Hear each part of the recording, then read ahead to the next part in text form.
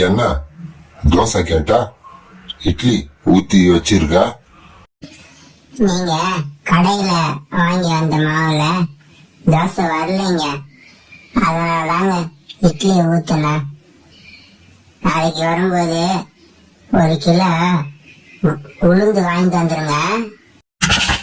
மாத மளிகை லிஸ்ட் எழுதும் போது உளுந்து சேர்த்து எழுதி கொடு, வாங்கிட்டு வருகிறேன்.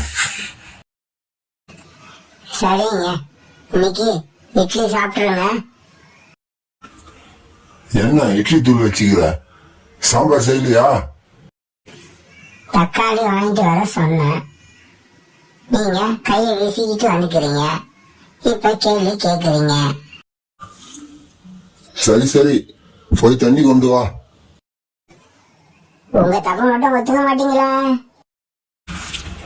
ஏன் இப்ப குரல உயர்த்தி பேசுற? நீங்க மட்டும் குரலை உயர்த்தி பேசலாம், நான் குரலை உயர்த்த கூடாதாங்க? என்ன சாப்பிடணுமா இல்ல எழுந்து போகணுமா? சாப்பிடாம எழுந்து போனா உங்களுக்கு தான் பிரச்சனை. சுகர் உள்ளவங்க சரியான நேரத்துல சாப்பிடணும்னு உங்களுக்கு தெரியாதா? சரியான நேரத்துக்கு சாப்பிடறதுக்கு உன்னோட சமையல் அப்படியே ருசியா இருக்குது. இப்ப என்னதான் சொல்றீங்க? நான் என்னமா சொல்றது? உன்னை கட்டிக்கிட்டு 23 வருஷமா அமைதியா போறேன். எல்லாம் என் தலை எழுத்து, நிம்மதியே இல்ல. சரி சரி, நீலி கண்ணீர் வடிக்காத, இட்லிய சாப்பிட்டு தொலைகிறான். உங்களுக்கு வடிச்சு கொட்டுறேன் பாருங்க.